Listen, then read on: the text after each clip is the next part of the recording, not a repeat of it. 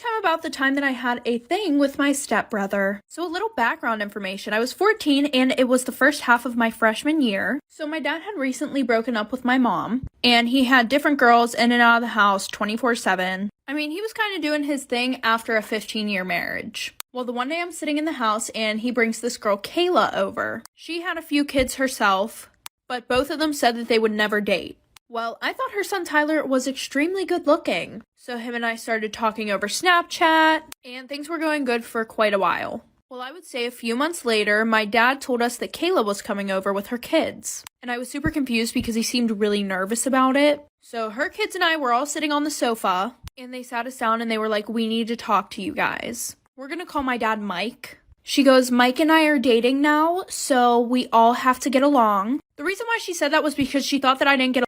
Part 2 about how I had a thing with my stepbrother. So like I said, my dad and her sat us down and she goes, "Mike and I are dating now, da-da-da-da-da." And she was like, "So we all have to get along now." Because she thought that I didn't get along with some of her kids, and her kids did not respect my dad at all. So like I said, Tyler and I were dating at this point, and I freaked out. I was like, "You guys can't start dating because Tyler and I are dating." And Kayla was like, "Well, that's too bad. You two need to break up because I'm your new mother now." And I'm sitting there like, what the fuck did this bitch say? So I start screaming that it's not fair. Tyler's trying to calm me down. My dad is trying to calm Kayla down. To be honest, my dad didn't really care because I had told him about Tyler and I before the whole situation. I thought Tyler would be really upset at the situation, but he was actually pissed off at his mom. So we broke up. Kayla and my dad dated for a little bit over 2 months. Well, surprise, surprise, Kayla cheated on my dad with her ex. So Tyler and I started dating again.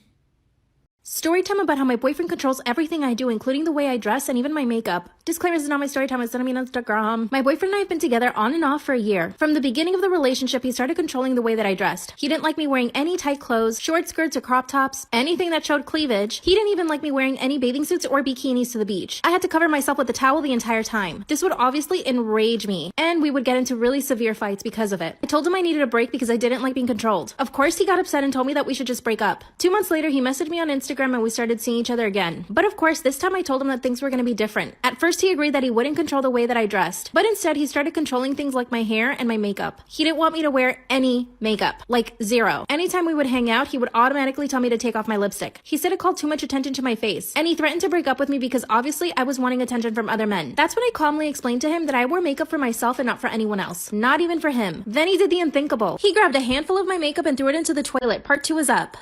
That's when he grabbed a handful of my expensive makeup and threw it into the toilet. Disclaimers in my story time. Then he basically told me that he forbade me from ever wearing makeup again. That's when he also told me that he wanted me to close down my Instagram and that there were too many men commenting on my pictures telling me how beautiful I was. He told me I needed to grow up and become more mature instead of looking for men online. I told him that he was being jealous and insecure. That's when he got really mad. He told me the only person that I should want to look good for is him. Then he went around my bedroom looking for my makeup. He was in such a rage that I was afraid he was going to do something to me. Then he found my curling and straightening iron. He started trying to break them against my desk. That's when I told him I needed him to leave, and that if he didn't leave, I would call the cops. He started laughing at me and told me that no cop would take me seriously. But he did end up leaving. We didn't speak for 3 weeks until he called me apologizing. I told him that there was no way I could accept him back into my life because he was too controlling. Then he asked me out for dinner, telling me he wanted to apologize to me. At this point, I still had feelings for him, so I said yes. And guess what? We ended up getting back together. But things only got worse. Part 3 is up. Part 3 of how my boyfriend controls everything I do, including the way that I dress. I made the mistake of taking him back for a second time. For the first few weeks, he was on his best behavior. We would go out to dinners and I would dress really cute and do my makeup and hair. Obviously, I could tell that it bothered him, but he was making an effort not to say anything or cause any fights. Here's when things get worse. My best friend had planned a whole party for my birthday. She even got a band and catering. I decided I wanted to buy a beautiful outfit. So my best friend and I go shopping. My boyfriend asked me if he could tag along and I had no choice but to say yes. As we were shopping, he started making little comments about dresses that I picked. He would say things like, "Wow, that's really short." Obviously, I didn't want to make a scene in front of my best friend, so I just ignored his comments. I finally chose a backless dress. It was so beautiful and I loved it so much. When I tried it on, my best friend complimented me, but all my boyfriend said was, "You look like a slut." That's when all hell broke loose. My best friend got right up in his face and told him that he couldn't come to the party. Of course, he got right up in her face too. He started attacking her with words. He told her she was a wannabe Kardashian, but that she would never be as beautiful. This all happened in like 10 seconds. I told my boyfriend to leave and he did. I asked him not to come to my birthday party, but he did anyway. As soon as he saw me, he pulled me aside and told me to change. And he even brought me this horrible dress to put on. That's when I had security kick him out. I called his mother and told her everything. And she's furious because she loves me. How should I break up with him? Story time about how I was betrayed by my best best friend. So a little background information. I was 16 and in 10th grade. Okay, I'm gonna warn you a little bit. I was, to put it nicely, a little crazy in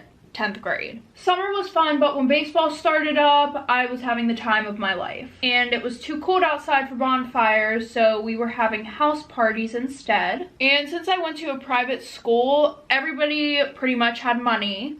So these houses were nice as fuck. Like, there was probably not one house that we had a party at that didn't have a Lamborghini in the garage. Out here living my dream. And I had a low-key psycho best friend named Amy. A little background information on Amy. Her and I were complete opposites, but got along extremely well. She went to public school, I went to private school. Her home life was not the best. Mine was pretty good, I would say. And she did not live in the nicest area. She actually lived in a very dangerous neighborhood that I actually wasn't allowed in. But we had been best friends since the start of high school, and we were pretty much invincible together. Until I threw a rager party at my house, which led me to tell my parents about her and I's drug problem. She literally OD'd off coke at like 3 in the morning, and of course I freaking panicked. So I called my parents, and of course they were going to tell her parents about it. Like, what kind of people would they be if they didn't? She would have had to go to the hospital either way, and they would have found out what the hell she took. She was just acting very stupid about the whole thing, and she literally did not talk to me for a whole month. Well, then softball season came around, and we started hanging out again. It was definitely nice to see her and get to talk to her, but part of me still felt a little off about what happened before. But eventually we were back on our bullshit again, doing drugs 24/7. I will say that it wasn't nearly as bad as last time, for me at least, but it was still kind of bad. It got to the point where we were bribing her brother to give us clean piss every week because we both got drug tested on Sundays. Eventually summer starts to creep up, and Amy and I talk about possibly going on a trip together, because every summer at the beginning my parents would plan a trip for us to go to the Hamptons for a long weekend, which in reality it was about 2 weeks. Anyway, she offered to come with me, and that being said, she got all pissed off for me not wanting to ask my parents to buy her plane ticket, because every time, like, she was over my house pretty much 24/7, even this time around, and they would pay for everything for her. Anytime that we went to the mall, my mom would give her money and stuff like that, and my parents and I really weren't on good terms because I was being drug tested 24/7, so it just wasn't a good idea for me. But it got to the point where she was like yelling at me and stuff like that, so I just decided to ask my parents, and they said sure, she can come, but she has to be drug tested. Her parents have to check her bags before she comes and everything like that, which is kind of understandable. Like, you did OD at my house, so why are you mad? Well, that one really set her off. She texted me telling me that I should kill myself, we're not friends, we were never friends, blah blah blah, just a whole bunch of fucking bullshit. So of course I text her, being the adult one, and I tell her to calm down and we will talk about it when I get back. Because I had planned to talk to her about it sooner than later, I talked my parents into getting me a flight home early. Well, this is where things start to get a little crazy, and by a little I mean a lot. And you get to see why a crackhead bitch will always be a crackhead bitch. Those weren't my words, that's just what was in the story. So the day comes where it's time for my parents and I to leave. We go to the airport, and my dad loves to show up to the airport early. For what reason, I don't know. He's just one of those freaking people. Well, I guess that our plane had hit some birds or something like that, so our flight was delayed about 10 hours, and we only lived like 25 minutes away from the airport, so we just decided to go home, sleep, and get a snack. So we drive home, and when we get to my house, we see 2 cars at the top of the driveway. Weird, right?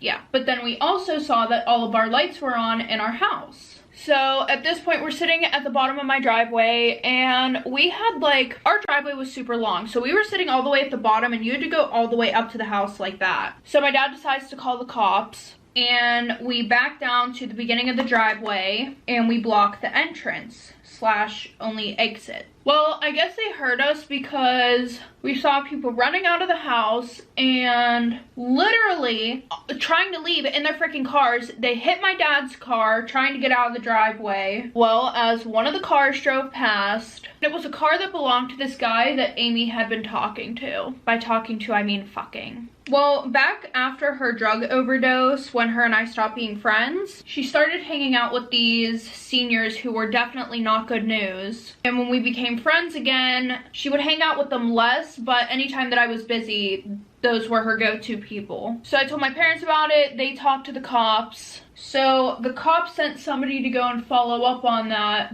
but they told us that it could be a while before they actually find anything. I don't know. They just said that it would take a while for them to catch these people, probably. While that was happening, we walked through the house and realized a bunch of our shit was missing. Like, they must have got there as soon as we left. All of our jewelry, designer clothes and stuff like that, fine china, it was all taken. It was all gone. Our house looked like a fucking tornado whipped through there. And like I said, Amy knew these people, so of course I call her and ask what the fuck is going on, because I refuse to hang out with these kids whenever she asked me to, so I don't know them from a fucking hole in the wall. So later that day, we didn't end up going to the Hamptons, by the way, obviously. But later, I'm on Snapchat and I see a black screen posted on Amy's story that says, "The only way not to get stabbed in the back is to take away the knife." What the fuck are you talking about, you delusional ass bitch? Eventually we get a call from the cops later and they are outside of Amy's house. Apparently when they pulled up, they were looking up the value of all of our china. Like, girl,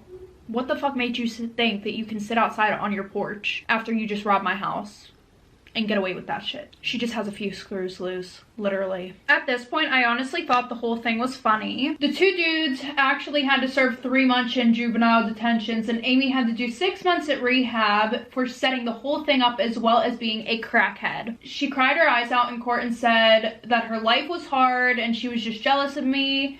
Then she said she was forced to do it, yada yada yada. Her parents sent her to military school after rehab, and I stopped using drugs all like that. Now they're just an occasional thing. I'm on my senior year of high school now and definitely learned my lesson about backstabbing friends. Okay everybody, that is the end of today's story time. If you guys like this video, make sure to give it a thumbs up, and if you want to see more of me, maybe hit that subscribe button down below. And if you want to know when I post my next video, make sure to hit that bell.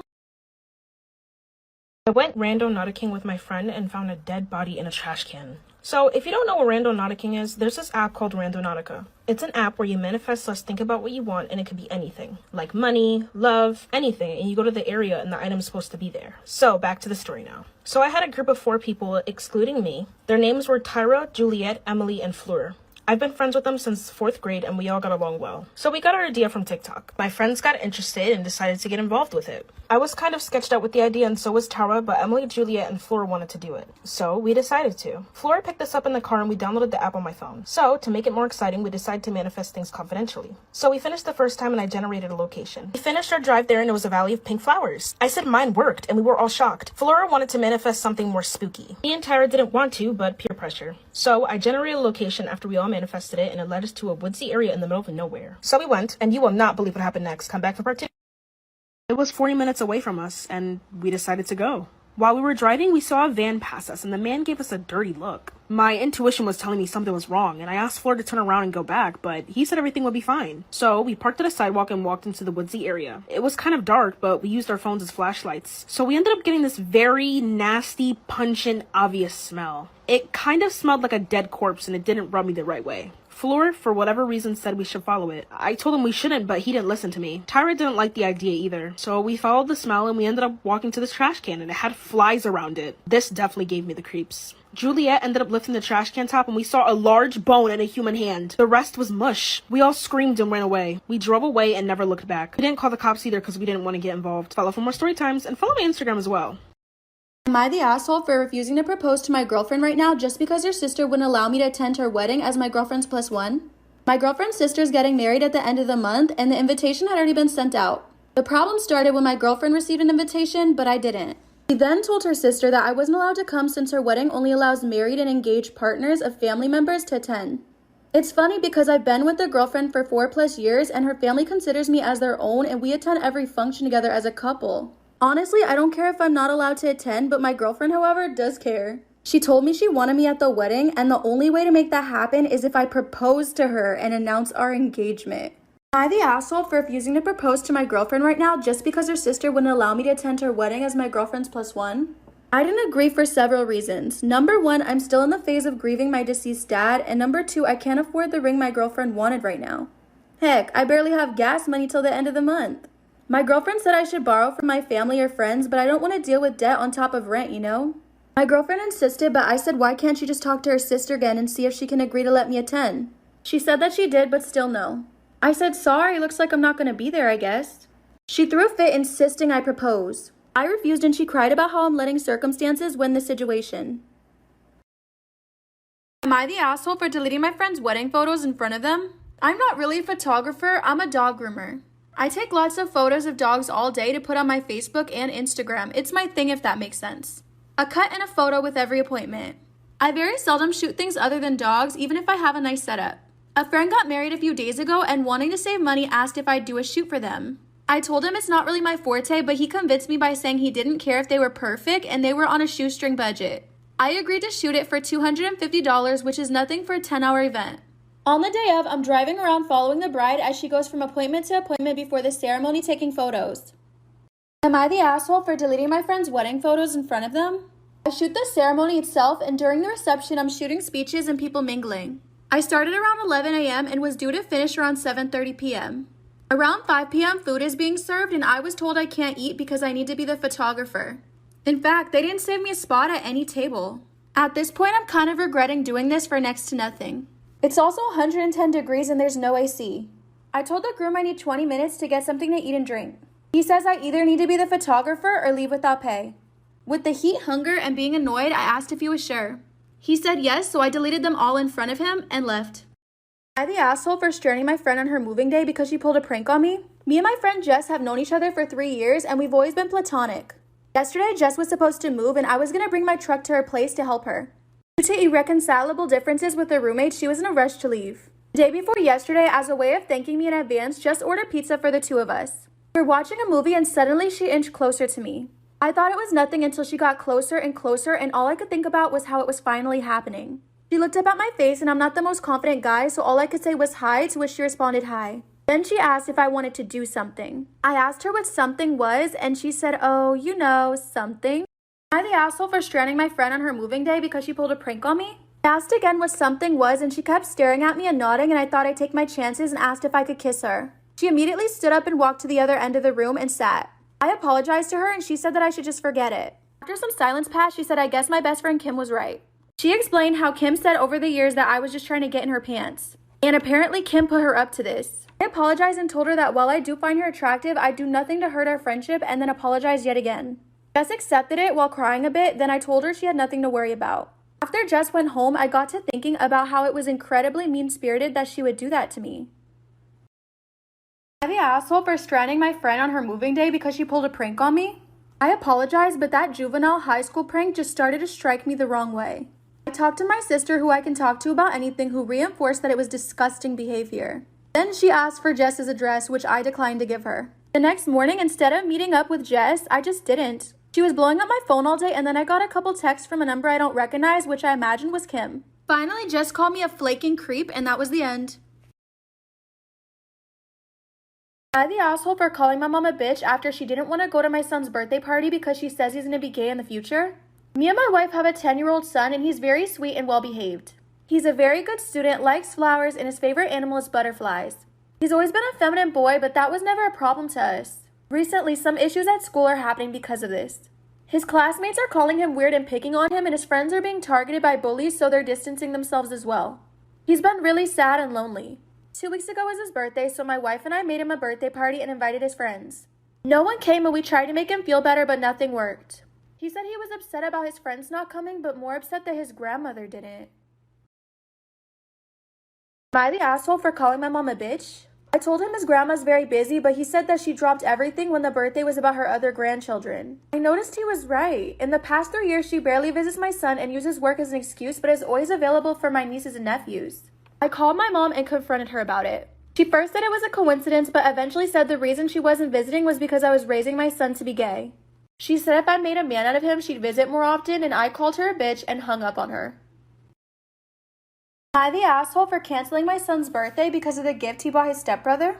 I have 2 sons, Matt 32 and Benjamin 17. Matt is my stepson and Benjamin is my biological son. He and Matt are not close due to an age gap and because they don't live in the same house, but they're cordial. Matt is married and he and his wife have infertility issues that they've been struggling with for years. Benjamin is known for his sense of humor, but I don't think he's funny. He's focused on making comments about teasing Matt and his wife, such as, I don't know what it's like to have a niece or nephew and probably never will, or the age gap between me and y'all makes people assume I'm y'all's son. It's hurtful for Matt, so I told Benjamin to tune it down. Am I the asshole for canceling my son's birthday because of the gift he bought his stepbrother? Last week we celebrated Matt's birthday at my house. Benjamin handed a gift to Matt and he said thank you for the effort. He unwrapped it and revealed a red t-shirt with the words best dad ever on it. He and his wife looked at each other. Benjamin laughed, telling them to try it on so everyone can see how it looks on him. The whole family was silent. As Matt and his wife got up to leave, I asked Benjamin what he thought he was doing pulling that stunt. He said there's literally thousands of people wearing t-shirts and that it's not an insult. Giving Matt a best day ever t-shirt knowing he's struggling to become a dad was tacky at best and cruel at worst. Am I the asshole for punishing my husband for throwing away my dinner? My husband, 33, and I, 29, have been together for 4 years. Because he's vegan and I'm not, we cook our own meals. Last night I prepared dinner and sat on the couch to eat and watch TV. I heard my phone ring upstairs and went to answer it. I didn't realize I spent 6 minutes on the phone and went downstairs after the call ended and saw my husband sitting on the couch. I looked past him and saw my plate was gone. I asked if he touched it and he said he trashed the food because it was left on the coffee table for a long time and there was a bad smell coming out of it. Almost like the meat was rotting inside, and said that while making a disgusting face. I was floored and yelled at him, what the hell is wrong with you? Am I the asshole for punishing my husband for throwing away my dinner? He said he didn't know the food was fresh because he was in his office working. He still insisted there was a weird smell coming from the plate. I said it was none of his concern and he should have left it alone. He said his eyes got tired of working and he wanted to watch TV, but I decided to leave my meat laying around for him to feel disgusted knowing how he reacts to being exposed to meat products. He made gagging sounds, then went on about the living room being mutual space and how I disrespected him by leaving meat around. I said he eats his food in the living room and sometimes even the bedroom. He asked if I was disgusted with his cooking and I asked if he was disgusted with mine, and it just turned into a bigger argument. So I refused to do the dishes. Am I the asshole for threatening to run over my neighbor's kids' toys? My neighbor has 5 kids, all under the age of 7. The oldest daughter keeps an eye on the rest of them and she's just a kid herself. The kids are sweet, but my neighbors have no respect for other people's spaces and allow their kids to keep their bikes, scooters, toys, and even trash on other people's driveways or lawns. The youngest threw toilet paper all over people's yards, and when it rained, it got mushy. A neighbor asked him or his mother to pick it up, and his mother just ignored it. One morning, they had like 3 to 4 bikes just scattered across my driveway. I yelled to the mother that I might run over the bikes, can you please come move them? And she got annoyed. Am I the asshole for threatening to run over my neighbor's kids' toys? I yelled to the mother that I might run over the bikes, can you please move them? The mother started getting annoyed, asking why I couldn't just move it. I told her because it was her kid's stuff and it should be on their side. I might squish it because I either A, don't know it's there until I reach a certain blind spot, or B, don't want to touch their stuff anymore. She started whining, saying that they were just kids and don't know any better. I never blamed the kids. I blamed her. I told her she was excusing bad behavior on her part towards her kids, and I asked the kids to move their stuff, but they don't listen to me either. Am I the asshole for threatening to run the toys over? Am I the asshole for keeping tampons and pads in a basket for my students? I'm 38 male and a father of 2 daughters. I teach high schoolers, and since we started off the school year, recently I've been noticing our female students have been having some issues and it's hard for them to find tampons and pads when they need them. As a father, I understand that those are essential for women. I bought a bunch of tampons and pads and placed it in a basket in our class so our female students can grab one at any time. The whole class loves it and nobody says anything, and overall it's helpful. My colleague Susan, 60 female, thinks it's inappropriate that I have that for my female students and told me it's weird because I'm a male. Periods are natural and they happen, so I wanted to make it convenient for my students and they love the basket.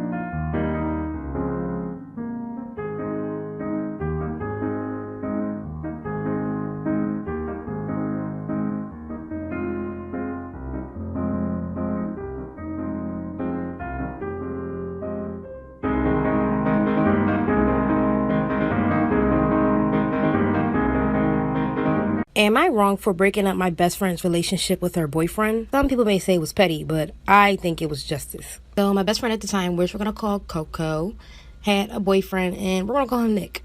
They met in high school their junior year, and they were together for about 2 years. Nick was seriously in love with Coco. He would literally do everything for her.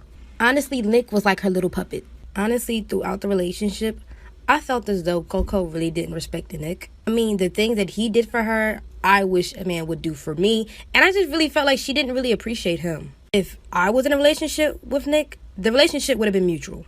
I seriously believe that Nick deserved better because Coco wouldn't do anything.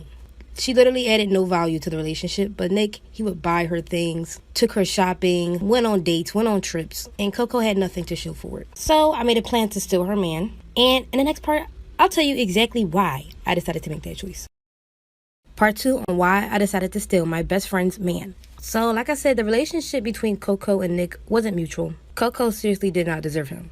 In the process of their entire relationship, Coco was cheating on Nick. And as a best friend, I tried to keep it cordial, but I just didn't like how Nick was getting treated, especially with all the things that he was doing for her. And you won't even believe the person that she was cheating on Nick with. My crush. And she knew that was my crush. She tried to hide the fact that she was talking to him, but I ended up finding out through mutual friends. I never confronted Coco about it because I just wanted to see if she would be honest with me, but for weeks she never did. So one day I decided to go to Nick's house, and I practically told him what it was. At first he didn't believe me, but then once he realized me out of all people would come to him about the situation, he understood and felt heartbroken. So we created a plan to hurt Coco. Come back for part 3. Part 3 on why I decided to steal my best friend's man. So like I said, I went to his house and told him that Coco was cheating on him. And all necessary, I really don't know what Coco was doing with my crush, but I heard from other people that she was talking to him. And honestly, that was enough information for me. And we decided to plan a romantic sneaky link and invite her an hour later. In the process of us doing this, I didn't expect anything to happen, but it did. And I don't know if he expected anything to happen that night, but he practically ended up cheating on Coco with me. Later that night, when she finally arrived, Nick told her she actually needed to go home and that he was busy doing something, even though he invited her to come over. He felt something was off, so she ran upstairs to his bedroom, which was where I was. When she saw me, she yanked me by my hair and pulled me out of the bed. And the rest was history. I ended up finding out 2 weeks later after that incident, the only reason why she was talking to my crush was to get him with me.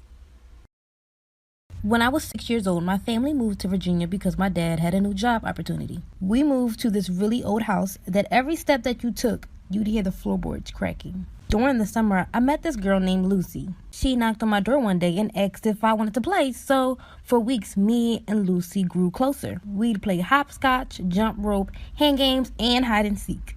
One day, we were getting ready to play hopscotch, and my mom came outside telling me to come in and eat dinner. I asked my mom if Lucy could come too. My mom had asked, "Who's Lucy?" I looked back at Lucy and I said, "She's right here." My mom replied, "Right where?" When I turned back around, Lucy disappears. I called out for Lucy, but my mom yells out, "There isn't anyone out there. Get your butt in the house. It's time to come eat." It gets a little bit paranormal after this incident, but come back for part 2 if you want to know why Lucy disappeared. This is part 2 of why my friend Lucy disappeared. A week later after the incident happened, I saw Lucy playing outside with a little baby boy. He had to be around 2 years old. I quickly ran outside and said, "Hey, where'd you go the other day?" Lucy replied, "I wasn't feeling good, so I went home." I asked her, "Is that your baby?" And Lucy laughed and said, "No, this is my baby brother. I take care of him." And I asked again, "Don't your parents do that?" Lucy said, "No, they couldn't save us." I said, "Save?" And Lucy gets a little frustrated and said, "They just abandoned us, but we don't need them anymore. We take care of ourselves." Lucy then says, "We gotta get home. We'll see you another time." She took her brother's hand and turned the corner. I watched them go, but when I looked down the corner they turned, they both disappeared. I'm running out of time. Sorry guys. Come back for a part 3. Storytime on Tinder date from hell. So recently, I got dumped by my boyfriend. I went over to my friend's house because I was feeling down, and she convinced me to get a Tinder. So I immediately matched with this guy, and what drew me to swipe right was because he looked like my celebrity crush. Anyways, we started talking and we exchanged phone numbers. Everything was good. I Snapchatted him, so he knew I was real. Over time, he would get upset when I would post my guy friends on my Snap. And he'd say things in Spanish like, "you're mine." And at the time, I thought it was cute, not realizing it was a obsessive thing. We talked just about every day until one day I got together with my friends and we went out. And remember how I told you guys that he didn't really like my friends? Well, he randomly calls me at 2 a.m. crying and claiming that he got stabbed. If you want to know what happened after that, come back for part 2. Part 2 of Tinder Date from Hell. So, like I said earlier, I went out with my friends and he randomly calls me at 2 a.m. claiming that he got stabbed. And I, of course, thought that was crazy. I felt bad for him and wanted to be there, but I would never see the wound. A couple days later, he had his friends add me on Snapchat, and one of his friend's girlfriends told me to get away from him and that he was obsessed with me. And all he would talk about was me. And he ain't never get stabbed. When I found that out, I wanted to leave the whole relationship alone, and he went off on me. Like, he went psycho crazy and told me that he was going to off himself if I ever decided to leave. And mind you guys, I barely even know this man. It gets even crazier. Come back for part 3. Part 3 of Tinder Date from Hell. So, after I found out that he tried to fake getting stabbed, I told him I was ready to leave the whole relationship, and he threatened to off himself if I decided to go.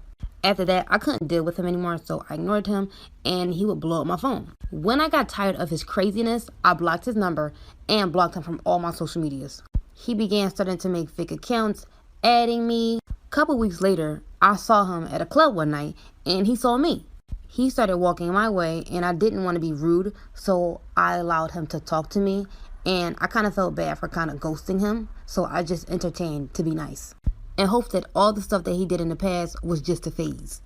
And he was really nice, and he actually bought me a drink. And I really thought nothing of it until I started to feel dizzy right after drinking the drink, and I passed out. It gets worse after this. Y'all let me know if y'all want a part 4.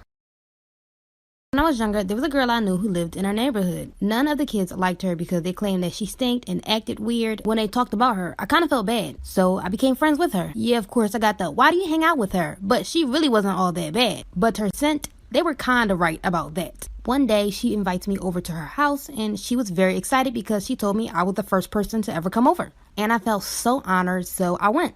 But when I went into her house, it smelled very bad, almost nauseating, but I didn't say anything because I didn't want to be rude. She had a lot of uncles that lived with her family. Honestly, it was like 4 to 5 families in one house, to be honest. But she first introduced me to her stepmom. I said hi to her, but she just stared at me in disgust. Then we went to her room to play. As it got later, I told her I needed to go home, but she begged me to stay longer because she was scared. I told her I'd come tomorrow, and she just starts crying. She runs into her bed and falls into her sheets, which lifted her skirt. There were bruises all over her thighs. Let me know if y'all want a part 2.